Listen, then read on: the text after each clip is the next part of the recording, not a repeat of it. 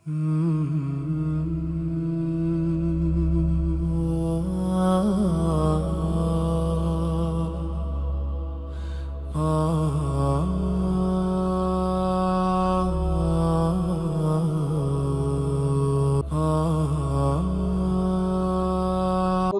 मिनश शैतानिर रजीम बिस्मिल्लाहिर रहमानिर रहीम इन्नल हम्दुलिल्लाह नहमदुहु व नस्तईनुहु व नस्तगफिरुहु व नुमिनु बिही व नतवक्कलु अलैहि व नऊदु बिल्लाहि मिन शुरूरि अनफुसिना व मिन सय्यिआति अमालिना मै यहदियल्लाहु फला मुदिल्ल लहु व मै युद्लिल फला हादिय लहु व अशहदु अन ला इलाहा इल्लल्लाह व अशहदु अन्न मुहम्मदन अब्दुहु व रसूलुहु अम्मा बअद या अय्युहन्नास इत्तकू रब्बकुम अल्लज़ी खलक़कुम मिन नफ्सिन वाहिदा व खलक़ मिन्हा ज़ौजहा व बस्स मिन्हुमा रिजालन कसीरन व निसाअ वत्तक़ुल्लाह अल्लज़ी तसाअलून बिही वल अर्हाम इन्नल्लाह कान अलैकुम रक़ीबा या अय्युहल्लज़ीना आमनु तक़ुल्लाह हक़्क़ तुक़ातिही व ला तमूतुन्न इल्ला व अंतुम मुस्लिमून रब्बिश्रह ली सदरी व यस्सिर लि अम्री वहलुल उक़दतम मिन लिसानी यफ़क़हू क़ौली ரப்பி சிதனி இல்மா ரப்பி சிதனி இல்மா ரப்பி சிதனி இல்மா.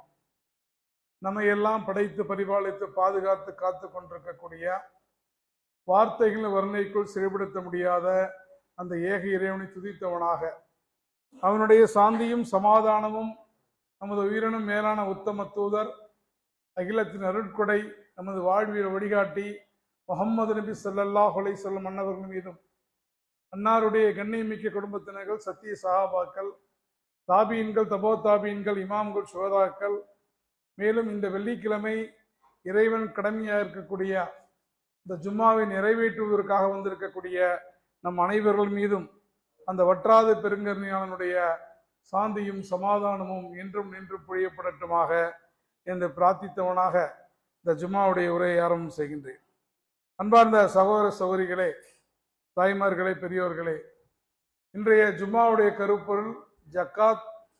அல்லாஹ் குறிப்பிடக்கூடிய அல்லது குர்ஆன் குறிப்பிடக்கூடிய 8 நபர்கள் யார் என்பதை பற்றிய இறைவன் நாடினால் ஒரு முழுமையான விளக்கத்தை இன்ஷா அல்லாஹ் இன்றைய ஜும்மாவிலே பார்ப்போம்.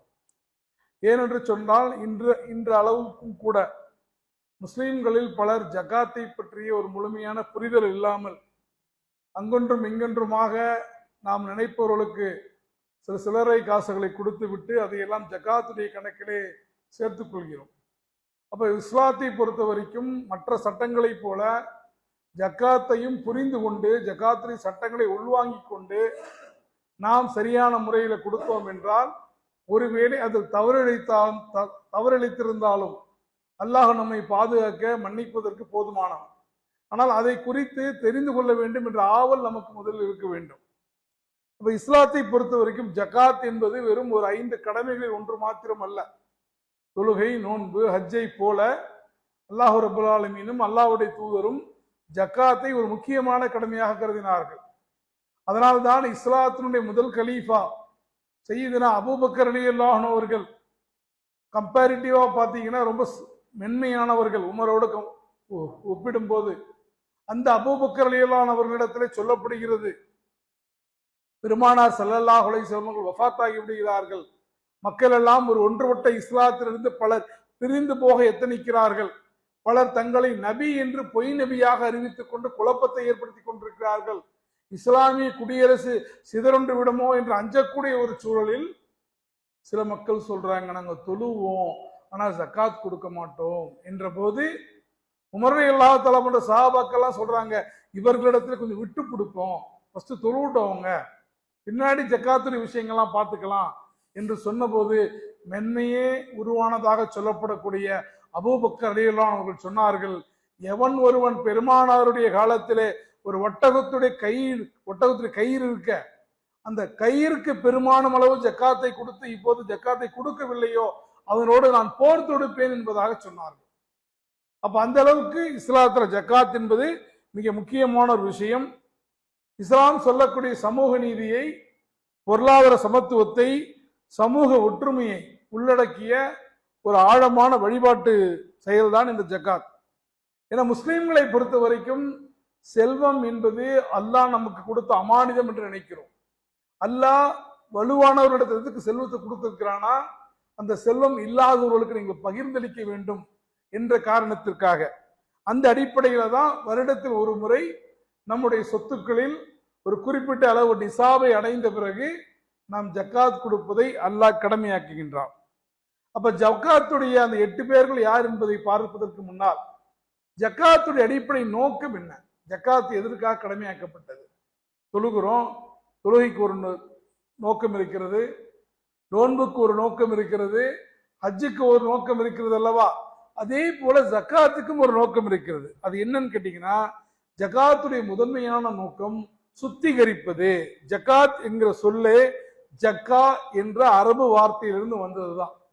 அந்த அரபு மூல வார்த்தையான ஜக்கா என்பதற்கு என்ன அர்த்தம்னா சுத்தப்படுத்துதல், சுத்திகரித்தல்.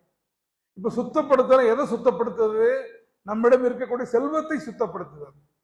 செல்வத்தை கொடுப்பதன் மூலமாக நம்மளுடைய உள்ளங்களை சுத்தப்படுத்துதல். சோ நம்முடைய செல்வத்தையும் நம்முடைய உள்ளங்களையும் சுத்தப்படுத்துவதுதான் ஜக்காத்துடைய முதன்மையான நோக்கம். அல்லாஹ் தஆலா சூரா தௌபாவிலே சொல்லும் போது ரொம்ப தெளிவாக சொல்லி காட்டுகிறான். அவர்களுடைய செல்வங்களிலிருந்து ஜக்காத்தை எடுத்து அவர்களை தூய்மைப்படுத்தி பரிசுத்தப்படுத்துங்கள். இப்ப இந்த நாட்டில் இல்ல நாம் வாழக்கூடிய பகுதியில ஒரு இஸ்லாமிய அரசு இருக்குமானால் ஜக்காத்தை பத்தி விளக்கெல்லாம் கொடுக்க வேணாம். அவங்க கரெக்டா கால்குலேட் பண்ணி எடுத்துட்டு போயிடுவாங்க. இன்னைக்கு நம்ம இந்திய அரசுக்கு எப்படி நம்ம டாக்ஸ் கட்டுறோமோ, வருமான வரி கட்டுறோமோ, இல்ல நம்ம வாங்கக்கூடிய பொருள்களுக்கு நாம எப்படி ஜிஎஸ்டி பே பண்றோமோ, அதுல யாருக்கும் எப்படி விதிவிலக்கு இல்லையோ, அதே போல ஒரு இஸ்லாமிய அரசு இருக்குமானால் நிச்சயமாக முஸ்லீம்கள் கொடுக்க வேண்டிய ஜக்காத்தை என்ன பண்ணும்? அது கண்டிப்பாக வசூலிக்கும். 2008 நெல்லிக்குப்பம் மக்களுடைய ஒரு மிகப்பெரிய கூட்டத்தில் நான் பேசும்போது சொன்னேன், 2030க்குள்ள நெல்லிக்குப்பத்துல ஒரு 3 விஷயங்களை கொண்டு வர வேண்டும். அந்த 3 விஷயங்கள் கொண்டு வரப்பட்டால் இந்த நகரம் நாம் நினைக்கக்கூடிய இடத்தை நோக்கி நகரும். அதுல ஒன்று இஸ்லாமிய விழுமியங்களோடு கூடிய ஒரு தரமான பள்ளிக்கூடம். இரண்டாவது குறைந்த விலையில குறைந்த நியாயமான கட்டணத்துல தரமான மருத்துவ சிகிச்சைகள் அளிக்கக்கூடிய ஒரு மருத்துவமனை. மூன்றாவது பைத்து ஜக்காத். ஜக்காத் யாருக்கு கடமையோ அவர்களிடம் வசூலித்து உரியவர்கள் கொடுக்க வேண்டிய ஒரு அமைப்பு இங்கு இருக்க வேண்டும். அல்லாஹ்வுடைய கிருபையால முதல் ஒன்று நிறைவேறிவிட்டது. அடுத்த 2 இனி வரக்கூடிய மற்ற மக்கள் தான் யாருக்கு ஆர்வம் இருக்கிறதோ அதை முன்னெடுக்கணும். ஏன்னா அது சமுதாய கடமை. சமுதாய கடமை என்பது எல்லாரும் மீதும் கடமை அல்ல. ஆனா யாருமே செய்யலனா ஒட்டுமொத்த சமூகம் குற்றம் பிடிக்கப்படும் என்பதை நாம் நினைவில் வைத்துக் கொள்ள வேண்டும். அப்ப இந்த ஜக்காத்தை கொடுத்து நம்முடைய உள்ளத்தை, செல்வத்தை சுத்திகரிப்பதன் மூலமாக செல்வத்தின் மீதான அந்த ஆழமான பற்றை நம் உள்ளத்திலிருந்து நீக்குகிறோம். அதே போல செல்வத்தை விட பரக்கத் ரொம்ப முக்கியமானது. இப்ப சில பேர் நிறைய சம்பாதிப்பாங்க, வீட்டுல எல்லாரும் வேலைக்கு போவாங்க, லாக்ஸ் கணக்கில் டர்ன் ஓவர் ஆகும். ஆனா வீட்டுல என்ன இருக்காது? பரக்கத் இருக்காது. எப்போதும் இல்லைங்கிற நிலைமை தான் இருக்கும். சிலர் குறைவாக சம்பாதிப்பார்கள், ஆனால் மனநிறைவோடு இருப்பார்கள். ஆமா, எப்போதும் நம்ம மக்கள்கிட்ட இது எடுத்தாலும் இல்லை, இந்த நெகட்டிவா பேசினாலே இயல்பாகவே அது மேல என்ன ஆகுது? ஒட்டிக்குது. அப்ப ஜக்காத்தை யார் கொடுப்பான்னா முஸ்லீம் கொடுப்பான். செல்வம் குறைஞ்சிரோன்னு என்ன பண்ண மாட்டான், நினைக்க மாட்டான். மாறாக அல்லாஹ் எனக்கு இந்த செல்வத்திலே பரக்கத்தை ஏற்படுத்துவான் என்று நினைப்பான். ஜக்காத்துடைய முக்கியமான ஒரு குறிக்கோள் பணக்காரர்களுக்கும் ஏழைகளுக்கும் இடையான இடைவெளியை குறைக்க வேண்டும். ஜக்காத் யாரு வாங்குறாங்களோ அவங்க ஒரு சில வருடங்கள்ல ஜக்காத் கொடுப்பவர்களாக மாற வேண்டும். அதுதான் ஜக்காத்துடைய நோக்கம். பெருமானாருடைய காலத்துக்கு பின்பு பெருமானார் சொன்ன அந்த முன்னறிவிப்பு நிறைவேறியது. ஒரு கலீஃபாவுடைய ஆட்சி காலத்துல ஜக்காத்தை கொடுக்க சென்ற போது ஜக்காத்தை வாங்க ஆள் இல்லை. ஜக்காத்தை கொடுக்க செல்லும் போது ஜக்காத்தை வாங்குவதற்கு ஆள் இல்லை. அப்படிப்பட்ட ஒரு சமூகத்தை, ஒரு ஐடியல் சொசைட்டியை உருவாக்குவதுதான் ஜக்காத்துடைய ஒரு உண்மையான நோக்கம்.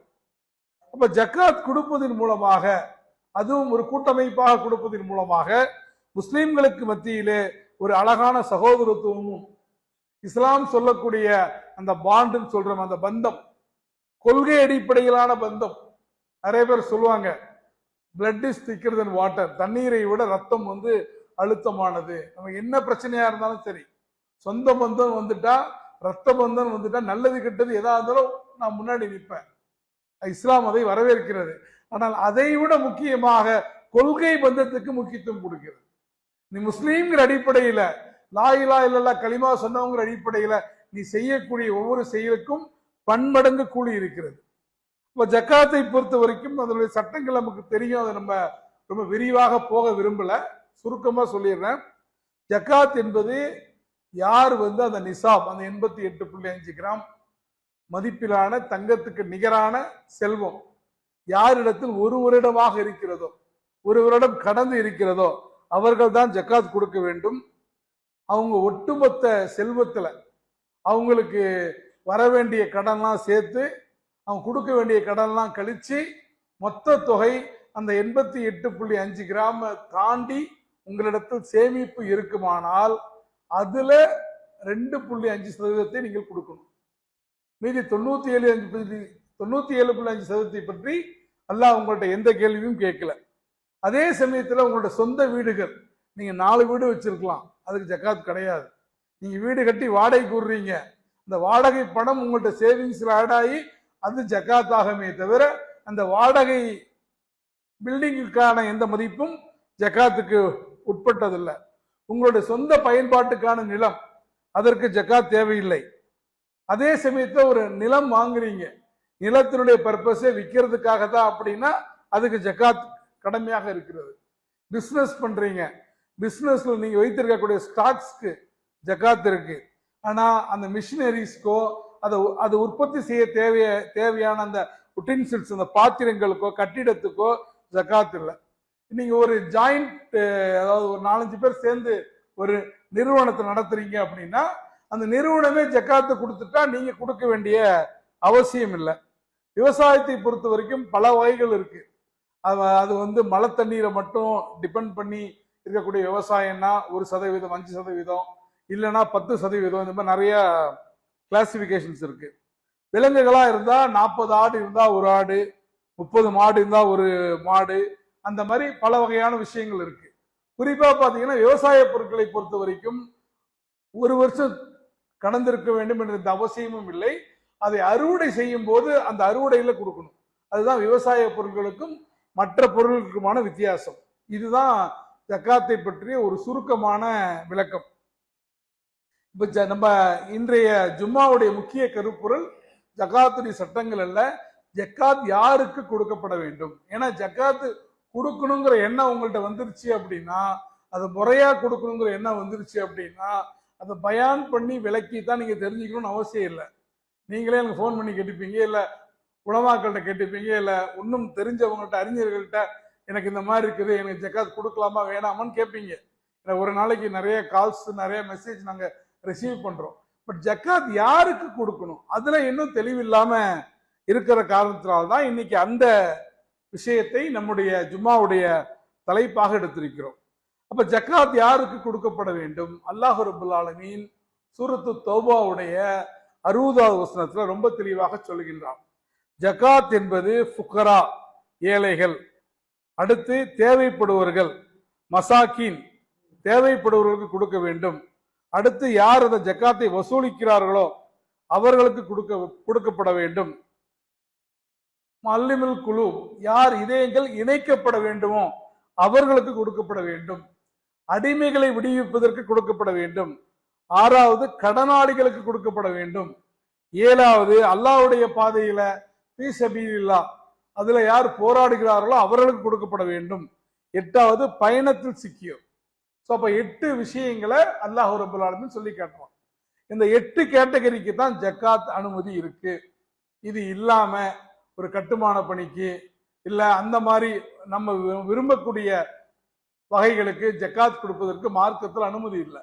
அதை தாண்டி சதக்காக்களை கொடுக்கலாம். இப்ப நாம ஒரு கட்டுமானம் பண்றோம் அப்படின்னா சதக்காக்களை கொடுக்கலாம், சதக்காக்களை தாராளமா கொடுக்கலாம். ஏன்னா அல்லாஹ் ரப்பல் ஆலமீன் ஒரு பள்ளிவாசலை கட்டுவதற்கு, ஒரு தொழுகை கூடத்தை கட்டுவதற்கு யாரு தன்னுடைய சதக்காக்களை கொடுக்கிறார்களோ, தர்மங்களை கொடுக்கிறார்களோ, அல்லாஹ் அவருக்கு மறுமையில அழகான மாளிகையை கட்டுகிறான்.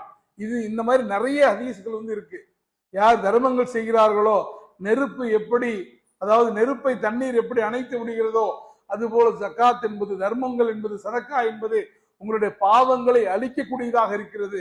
நீங்கள் செய்யக்கூடிய நிலையான நல்லறம் என்பது உங்களுடைய மரணத்துக்கு பின்னாலும் உங்களுக்கு நன்மைகளை பெற்றுத்தரக்கூடியதாக இருக்கிறது என்றெல்லாம் தர்மத்தை குறித்து, சதக்காக்களை குறித்து நிறைய ஹதீஸ்கள் இருக்கிறது. அது அல்லாஹ் நாடினா அது நம்ம அடுத்த வார ஜும்மாவில் விரிவாக பார்ப்போம். இன்றைய உரை என்பது யாருக்கு அந்த ஜகாத் பணம் கொடுக்கப்பட வேண்டும். அப்ப முதல் விஷயம் யாருக்குன்னா அல் ஃபுக்கரா. அல் ஃபுக்கரானா மிக வறிய நிலையில் இருக்கக்கூடிய ஏழைகள். மிக வறிய நிலையில் இருக்கக்கூடிய ஏழைகள்னா அர்த்தம் என்ன? ஏன் இன்னைக்கு இந்த விளக்கம் கொடுக்கப்பட வேண்டியது இருக்கு அப்படின்னா, சமகாலத்துல நிறைய புதிய புதிய பிரச்சனைகள் வந்திருக்கு. இப்ப அடிமைகளே கிடையாது. பெருமானார் ஸல்லல்லாஹு அலைஹி காலத்துல அடிமைகள் இருந்தாங்க. இப்ப அடிமைகள் கிடையாது. அப்ப அடிமைகள் கொடுக்கணுமா? அப்ப அடிமைகள் என்பது யாரை குறிக்குது? ஃபீ சபீல், அல்லாஹ்வுடைய பாதையில போராடுறது. இன்னைக்கு ஜிஹாத், பிசிக்கல் ஜிஹாத் எங்கேயுமே இல்லை. அப்ப அந்த கேட்டகரியில யார் வருவாங்க? பயணத்துல இருப்பது. இன்னைக்கு பயணத்துல இருந்தா யாரு வேணா எங்க வேணா போன் பண்ணி ஜிபேல வாங்கிப்பாங்க. அப்ப அந்த கேட்டகரியில யார் வருவாங்க? சோ இன்னைக்கு சமகால அறிஞர்கள் பலரும் புதிய புதிய ஆய்வுகளை மேற்கொள்கிறார்கள். சோ அந்த அடிப்படையில தான் நம்ம என்ன பண்றோம், இந்த விஷயத்தை பார்க்கணும். அப்ப ஃபுக்கரா என்றால் மிக பரம ஏழைகள் சொல்லுவோம்ல, ரொம்ப அடிப்படை தேவைகளுக்கே வழி இல்லாதவர்கள். அடிப்படை தேவைன்னா என்ன? இந்திய அரசை பொறுத்த வரைக்கும் அடிப்படை தேவைகள் எப்படி நிர்ணயிச்சிருக்குன்னா, ஏழைகள் அப்படின்னா ஒரு குறிப்பிட்ட ஒரு நாளைக்கு இவ்வளவு ரூபாய் கீழே சம்பாதிக்கிறாலும் ஏழைகள், வறுமை கோட்டு கீழே இருக்கிறவங்க.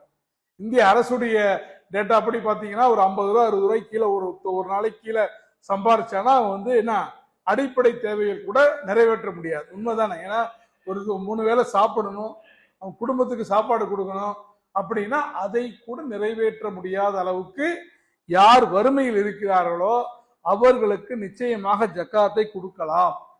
இன்னும் கேட்டா, இந்த குர்ஆனுடைய வசனத்துக்கு விளக்கம் கொடுக்கக்கூடிய குர்ஆனுடைய விரிவுரையாளர்கள் இந்த ஆர்டர், இது ஆர்டர் கிடையாது, 1 2 3 4 அப்படி ஆர்டர்ல கொடுக்கல, மொத்தமா 8 பேரும் நல்லா சொல்றான்.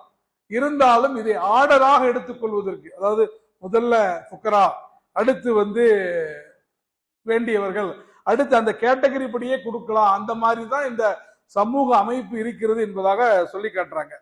அப்ப இந்த ஃபுக்ராங்களை யார் யாரெல்லாம் வருவானா, அதாவது குடியிருப்பதற்கு ஒரு சொந்த வீடோ வாடகை வீடோ கூட இல்லாதவங்க நிறைய பேர் இருக்கிறாங்க இல்லையா, அந்த மாதிரி ஏழைகள், அந்த மாதிரி குடும்பங்கள், 1 ரூபா சேமிப்பு இல்லாத வேலை இல்லாதவர்கள், முதியவர்கள், அவர்களை பராமரிப்பதற்கு பிள்ளைகளோ பேர பிள்ளைகளோ இருக்க மாட்டாங்க, அவங்களுக்கு பெரிய ஓய்வூதியம் இருக்காது.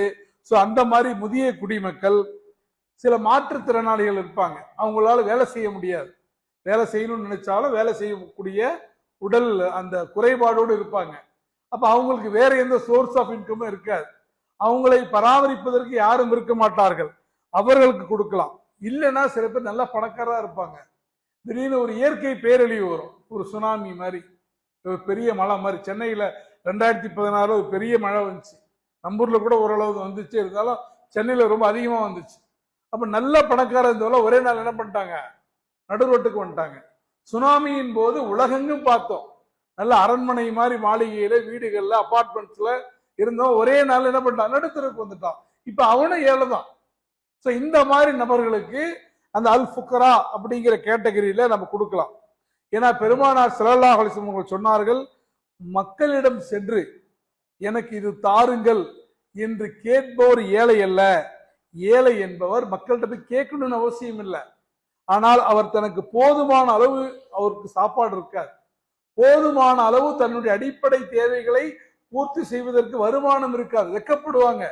நம்ம எல்லாரும் என்ன நினைச்சுக்கிறோம், ஏழைகள் அப்படின்னா அவங்களுக்கு தன்மானம் இருக்கக்கூடாதுன்னு நினைக்கிறோம். அல்லாஹ் பாதுகாக்க வேண்டும். முஸ்லீம்களுக்கு மத்தியிலும் குறிப்பாக வசதி படைத்தவர்களிடத்திலே இந்த போக்கை நான் அதிகமாக பார்க்கிறேன். யாரு ஏழையாக்கணும், அவன் வந்து கேட்கணும், அவன் வந்து கெஞ்சணும், அவன் வந்து மண்டியிடணும், அவன் பணிந்து வரணும். இது இஸ்லாமிய பண்பு அல்ல, இது பிராமணிய சிந்தனை, இது சனாதன சிந்தனை. அந்த சனாதன சிந்தனை, பிராமணிய சிந்தனை இன்றைக்கு முஸ்லீம் மக்கள் மத்தியிலும் இருக்கு. அவனுக்கு வேணும்னா அதை கேட்க வேண்டியது தானே, கேட்டா தானே நான் தர முடியும். இது இஸ்லாம் சொல்லக்கூடிய விஷயம் அல்ல. ரசூலுல்லாஹ் சொன்னாங்க, அவர் ஏழை யார் தெரியுமா, மக்களிடத்திலே போய் எனக்கு இது வேண்டும் என்று கேட்க மாட்டார், கேட்பதற்கு அவருடைய தன்மானம் தடுக்கும், ஆனால் அவர் தனக்கு தேவையான விஷயங்களை நிறைவேற்றுவதற்கு தேவையான செல்வம் இல்லாதவராக, தனது வறுமையை காட்ட முடியாதவராக இருப்பார். இதுல என்ன பிரச்சனை அப்படின்னா, கேட்கிறவங்கள்ட்ட ஈஸியா கொடுத்துடலாம், கேட்காதவங்கள கண்டுபிடிக்கிறது ரொம்ப கஷ்டம். ஆனா நம்ம சுற்றத்துல இருக்கிறவங்கள நம்ம தினந்தோறும் பார்த்தோம் அப்படின்னா நம்மால் என்ன பண்ண முடியாத கண்டுபிடிக்க முடியும். இப்னு அப்பாஸ் ரலியல்லாஹு அன்ஹு அவர்கள் சொல்லி காட்டுறாங்க, ஏழைகள் என்றால் தங்கள் உடலை மறைக்க போதுமான உடையோ அல்லது தங்களுடைய வயிற்றை நிரப்ப போதுமான உணவோ இல்லாதவர்கள் எல்லாம் இந்த கேட்டகரியில வருவாங்கன்றாங்க. சோ அந்த மாதிரி நபர்களுக்கு நம்ம நிச்சயமாக ஜக்காத்தை கொடுக்கலாம். ஜக்காத்துல முதல் பிரிஃபரன்ஸே அவங்க தான். ரெண்டாவது அல் மசாக்கீன். அல் மசாக்கீன் அப்படின்னா தேவையுடையவர்கள். இவங்க முதல் கேட்டகரியோட கொஞ்சம் நல்லா இருப்பாங்க, சாப்பிட முடியும், குடியிருக்க முடியும். ஆனா அதை தாண்டி வேற எதுவும் செய்ய முடியாது. டெய்லி ஒரு சாம்பார் சோறு சாப்பிட முடியும், அவ்வளவுதான். டெய்லி முடிஞ்ச அளவுக்கு ரொம்ப எளிமையா எவ்வளவு இருக்க முடியும். ஒரு ஆசைப்பட்டு ஒரு நல்ல சாப்பாடை சாப்பிட முடியாது. அந்த மாதிரி முந்தையவர்களை விட கொஞ்சம் மேலே இருந்தாலும் தங்களுடைய முழு தேவைகளை பூர்த்தி செய்யக்கூடிய அளவுக்கு என்ன இருக்காது, அவங்களுக்கு சம்பாத்தியம் இருக்காது. சம்பாதிப்பாங்க, பத்தும் பத்தாம இருக்கும்னு சொல்லுவாங்கல்ல, அந்த மாதிரி இருக்கும். போதுமான அளவு சம்பாதிக்க மாட்டார்கள். அது இந்த கேட்டகரியில யார் யாரெல்லாம் வருவாங்கன்னா, வேலை செய்யக்கூடியவர்கள், குறைந்த சம்பளத்தில் வேலை செய்யக்கூடியவர்கள். அந்த சம்பளம் என்பது, அந்த வருமானம் என்பது அவர்களுடைய குடும்ப தேவைகளை பூர்த்தி செய்வதற்கு போதாது. அடிப்படை தேவைகளுக்கு போதுமான வருமானம் இல்லாதவர்கள், ஏழ்மை நிலையில் உள்ளவர்கள். இல்லைன்னா சில பேர் இப்படி இருப்பாங்க, நிலையில்லாத வருமானம். அவங்களுக்கு என்ன பெர்மனன்ட் பிசினஸ் கிடையாது. ஒரு ஹஜ்ஜு பெருனா ஹஜ்ஜு வருது, அப்ப ஏதாவது ஒரு ஆட்டு வியாபாரம் செஞ்சு சம்பாதிப்பாங்க. அதுக்கப்புறம் ஒரு 4-5 மாசத்துக்கு அவங்களுக்கு எதுவும் சம்பாத்தியம் இருக்காது. வேற ஏதாவது ஒரு அப்பப்போ செய்வாங்க. ஒரு பெர்மனண்டான நிலையான ஒரு வருமானம் அவர்களுக்கு இருக்காது. அதே போல வேலையிலிருந்து ஓய்வு பெற்றவர்கள், அவங்களுக்கு பென்ஷன் இருக்காது, கிராஜுவிட்டி இருக்காது, அவங்கள பாதுகாத்துக் கொள்வதற்கு யாரும் இருக்க மாட்டாங்க. இந்த மாதிரி நபர்களுக்கு நம்ம கொடுக்கலாம். உமர் ரலியல்லாஹு அன்ஹு அவர்கள் சொல்லி காட்டுறாங்க, மசாக்கின்கள் என்றால் யார் தெரியுமா? அவர்களை பார்க்கும் போது நன்றாக உடையணிந்திருப்பார்கள். அவங்களை பார்க்கும்போது பார்த்தா ஏழமல்ல தெரியலையே அப்படின்னு நம்ம நினைப்போம். ஏன்னா வெளி காட்டிக்கொள்ளக்கூடாது என்பதற்காக நல்லபடியாக உடை உடுத்துவார்கள். ஆனால் தங்களுடைய தேவைகளை நிறைவேற்ற முடியாதவர்கள். இதுல ரொம்ப முக்கியமான விஷயம் என்னன்னா, இந்த மசாக்கீனங்களாக இருந்தாலும் சரி, இல்ல பரம ஏழைகளாக இருந்தாலும் சரி, ஃபுக்கராவாக இருந்தாலும் சரி, இவர்கள் உங்கள் உறவுகளில் இருந்தால் அவர்களுக்கு முக்கியத்துவம் கொடுக்க வேண்டும். நீங்க முழு ஜக்காத்தை கொடுக்கணும்னு அவசியம் இல்லை. ஒரு குறைந்த ஒரு 10% 20% அவர்களுக்கு கொடுப்பதில் முக்கியத்துவம் கொடுக்க வேண்டும். ஏன்னா பெருமானார் ஸல்லல்லாஹு அலைஹி வஸல்லம் சொன்னார்கள், நீங்கள் ஒரு ஏழைக்கு கொடுத்தால் அது தர்மம், ஒரு உறவுல இருக்கிற ஏழைக்கு கொடுத்தால் அது தர்மமாகவும் கருதப்படும், உறவை பேணியதாகவும் கருதப்படும். 2 நன்மைகள் உங்களுக்கு கிடைக்கிறது.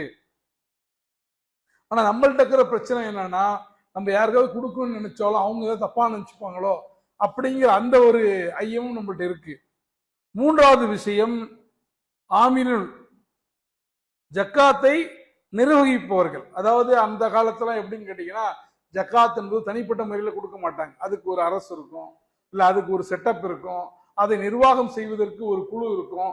அந்த மாதிரி யார் ஜக்காத்தை நிர்வாகம் செய்கிறார்களோ, ஜக்காத்தை ஜக்காத் வசூலிப்பது என்றால் பல ஊர்களுக்கு போய் பல பகுதிகளுக்கு சென்று அது வசூலிக்கணும். ஒரு ஆட்ட உடனே ஜக்காத் கிடைக்காது, பல முறை அதை சென்று அதை சேகரிக்க வேண்டியதாக இருக்கும். இந்த மாதிரி நபர்களுக்கு நீங்கள் ஜக்காத் நிதியிலிருந்து ஊதியம் தரலாம்.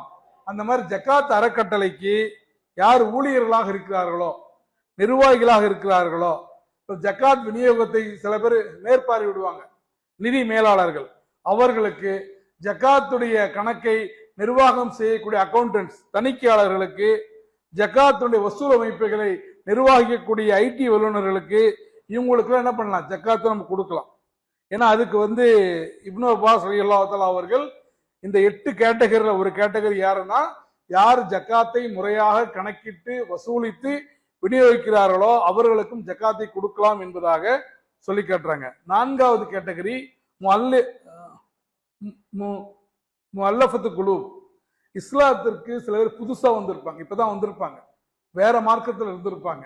இஸ்லாத்தை கொள்கையால் கவரப்பட்டு, இல்லை இஸ்லாத்துக்கு சமத்துவத்தால் கவரப்பட்டு, இஸ்லாத்துல ஜாதி இல்லை என்பதனால் கவரப்பட்டு இஸ்லாத்துக்கு புதுசா வந்திருப்பான். புதிதாக வந்திருக்கக்கூடிய காரணத்தினால் அவர்களுக்கு பொருளாதாரத்தில் பலவீனமா இருப்பாங்க, இல்ல அவர்களுக்கு பழைய உறவுகளுக்கு ஆதரவு இல்லாம இருக்கும். அதனால புது முஸ்லீமாக இந்த நவ முஸ்லீம் சொல்றவன் அந்த மாதிரி வந்திருந்தாங்கன்னா அவங்க சிரமப்படக்கூடியவர்களாக இருந்தா, பணக்காரர்களா இருந்தா செய்யணும்னு அவசியம் இல்லை, சிரமப்படக்கூடியவர்களாக இருந்தால், இல்ல சில பேர் இஸ்லாத்துக்கு போலாமா வேணாமான்னு ஒரு டைலமால இருப்பாங்க. இஸ்லாம் சரின்னு தெரிஞ்சிடும், இஸ்லாத்தை ஏற்றுக்கொள்வதற்கு ஏதோ ஒண்ணு தடையாக இருக்கும்.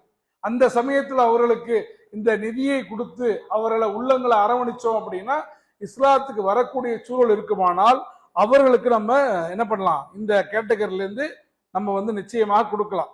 ஏன்னா நிறைய இடங்கள்ல இஸ்லாத்துக்கு மாறிய காரணத்தினால், நீங்க தென் தமிழ்நாட்டில் போனீங்கன்னா தெரியும், கடந்த 10-20 வருடங்களுக்கு முன்னால் மீனாட்சிபுரம் என்ற ஊரெல்லாம் ரஹமத் நகராக மாறிய போது நிறைய பட்டியலின மக்கள் இஸ்லாத்திற்கு வந்தார்கள். இஸ்லாத்துக்கு வந்ததற்காக அவர்களை மீண்டும் தாய் மதத்துக்காக அவங்க பழைய மதத்துக்கு திருப்புவதற்கு அரசு தரப்புல பல சமூக அமைப்புகள் தரப்புல பல்வேறு விதமான அழுத்தங்கள் கொடுக்கப்பட்டன.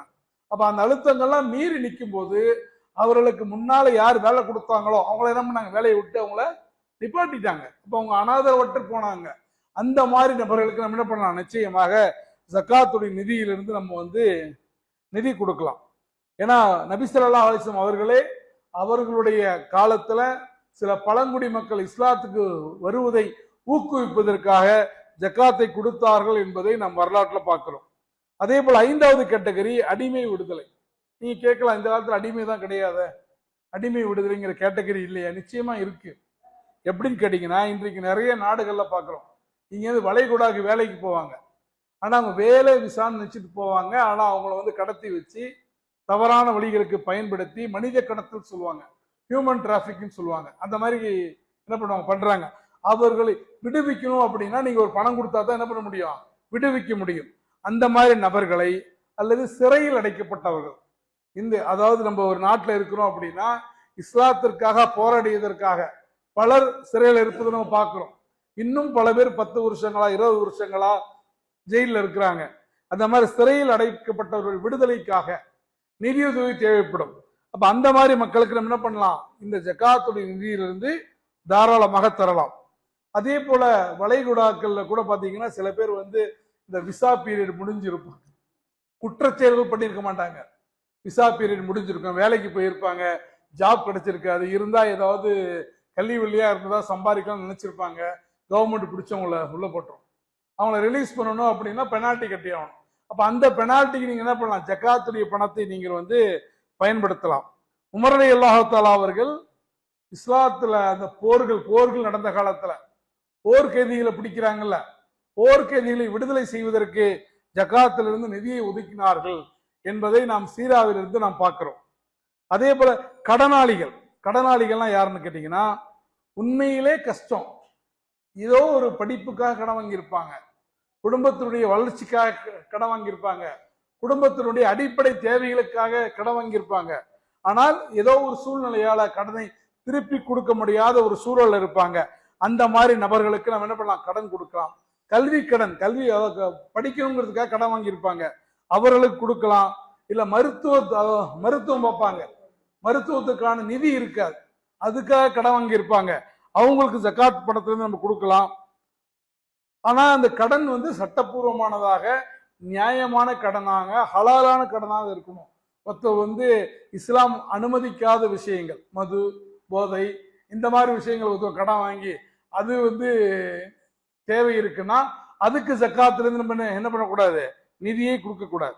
அப்ப இதுக்கு ரசூல் ஸல்லல்லாஹு அலைஹி சொல்லி காட்டுறாங்க, இந்த உலகத்துல எவன் ஒரு முஸ்லீமுடைய உலகின் கஷ்டத்தை நீக்குகிறானோ மறுமையில் அல்லாஹ் அவனுடைய கஷ்டத்தை நீக்குகிறான். அப்ப இந்த உலகத்துல நம்முடைய ஜக்காத் நிதியின் மூலமாக அவருடைய கஷ்டத்தை நீக்கினால் மறுமையில அல்லாஹ் ரப்பல் ஆலமீன் நம்முடைய கஷ்டத்தை நீக்கக்கூடியவனாக இருக்கிறான்.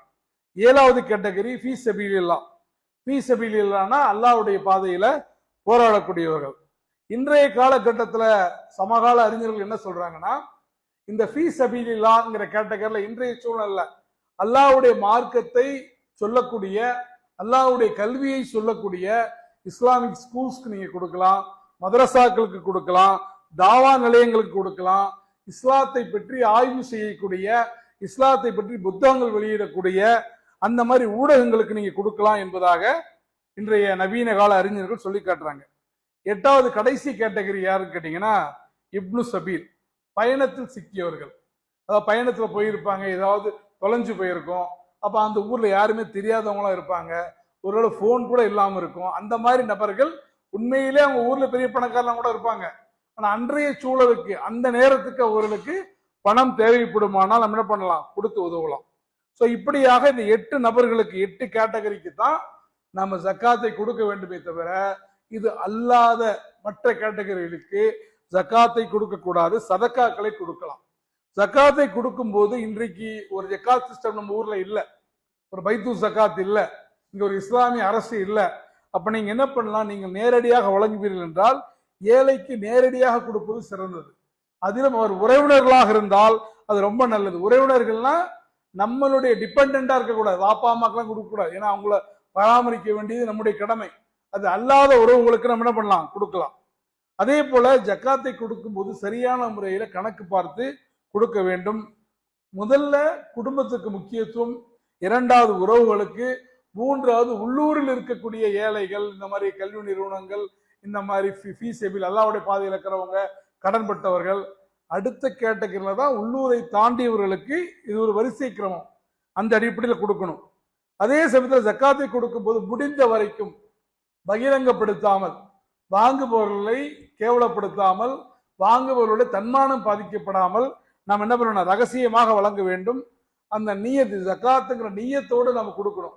அப்படி கொடுத்தோம்னா அல்லாஹ் ஜக்காத்தை நோக்க சொல்றான்ல, உங்களுடைய செல்வத்தில் இருக்கக்கூடிய அழுக்கை நீக்கிவிடும், உங்களுடைய உள்ளத்தில் இருக்கக்கூடிய அழுக்கை நீக்கிவிடும். 2 அழுக்கையும் நீக்கி உங்களுடைய உள்ளத்தை சுத்திகரித்து, உங்களுடைய உள்ளத்தை தூய்மைப்படுத்தி, உங்களுடைய செல்வத்தை தூய்மைப்படுத்துவதன் மூலமாக இந்த உலகத்திலும் உங்களுடைய செல்வத்தில் பரக்கத்து இருக்கும் இன்ஷா அல்லாஹ். அந்த செல்வத்தில் பரக்கத்தாக இருப்பதின் காரணத்தினால்